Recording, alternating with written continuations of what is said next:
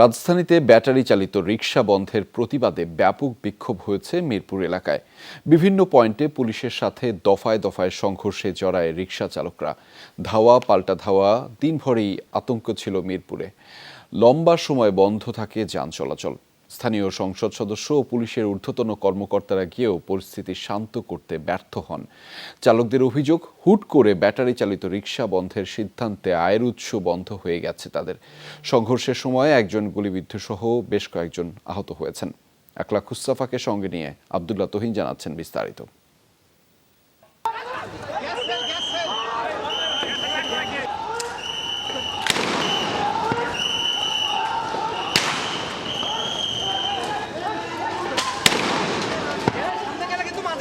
রোববার শেষ বিকেলে ব্যাপক ধাওয়া পাল্টা ধাওয়ায় রণক্ষেত্রে পরিণত হয় পুরো কালশী এলাকা। পুলিশি অ্যাকশনের মুখে আন্দোলনরত অটোরিকশা শ্রমিকরা অবরুদ্ধ সড়ক ছেড়ে বিভিন্ন অলিগলিতে অবস্থান নিয়ে পাল্টা জবাব দেওয়ার চেষ্টা করেন। বিক্ষুব্ধদের সরাতে স্থানীয় সংসদ সদস্যের নেতৃত্বে যোগ দেয় আওয়ামী লীগ, যুবলীগ সহ বিভিন্ন অঙ্গ সংগঠনের নেতাকর্মীরা। অনেক অটো রিকশা চালাই, এগুলা যদি বন্ধ করে দেয় তাহলে আমরা কি করে খাবো? আমাদের একটা সময় দিল না, কিছু দিল না, ঠিক আছে, হুট করে রাত্রে আইসা গাড়িগুলি ধরে আমি আবার মিশিং হাতে লমু, কসম খাই বললাম যদি এই অটো বন্ধ যায় আমি মিশিং লমু, আপনারা আমি চিন্তাই করবো। আমাদের টাকাতে আমরা গাড়ি কিনছি, যে সে ইনপোর্টটা বন্ধ করে দাও তাহলে গাড়ি এমনি বন্ধ হয়ে যাবো। আধ ঘন্টার মধ্যে পরিস্থিতি নিয়ন্ত্রণে আসে পুলিশের। মোহাম্মদ হাইকোর্টের নির্দেশনার পর থেকেই পুলিশ কিন্তু তৎপর, কিন্তু এই কিছু ইন্ধনদাতা বা দুষ্কৃতিকারী বা গোলাপানিতে মাছ শিকার করা এক শ্রেণীর লোক আছে, তারা হয়তো ইন্ধন দিয়ে এই ব্যবস্থাটা করছে। এর আগে সকাল ৯টা থেকে মিরপুর ১০ নম্বর গোলচত্বরে অবস্থান নেন অটো রিকশা চালকরা। হুট করে ব্যাটারি চালিত রিকশা বন্ধের সিদ্ধান্তের প্রতিবাদে ক্ষুব্ধ তারা। এক পর্যায়ে রাস্তায় অবস্থান নিয়ে যান চলাচল বন্ধ করে দেওয়া হয়।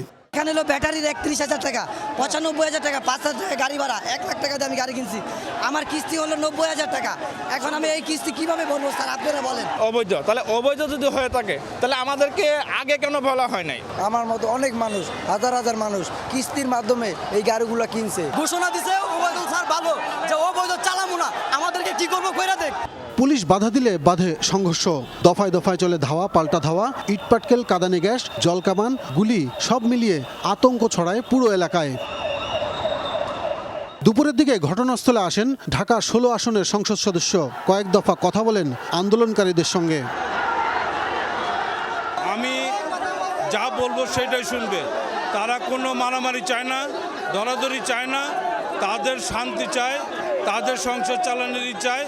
আমি তাদের সাথে কথা বলবো, যেটা ভালো সেটা আমি করবো। এমপির আশ্বাসে কিছু সময় পরিস্থিতি শান্ত হলেও বিকেলে আবার ছড়িয়ে পড়ে উত্তেজনা। ভাঙচুরের শিকার হয় বেশ কয়েকটি যানবাহন। বিক্ষোভ ছড়ায় মিরপুর ১১, ১২, ১৪ নম্বর সেকশন এবং কালশী এলাকাতেও। বিক্ষুব্ধ রিকশা চালকরা হামলা চালায় কালশীর একটি পুলিশ বক্সেও। বিক্ষোভের কারণে দিনভরই ভোগান্তি পোহাতে হয় সাধারণ যাত্রী ও স্থানীয় বাসিন্দাদের। আব্দুল্লাহ তুহিন, যমুনা নিউজ, ঢাকা।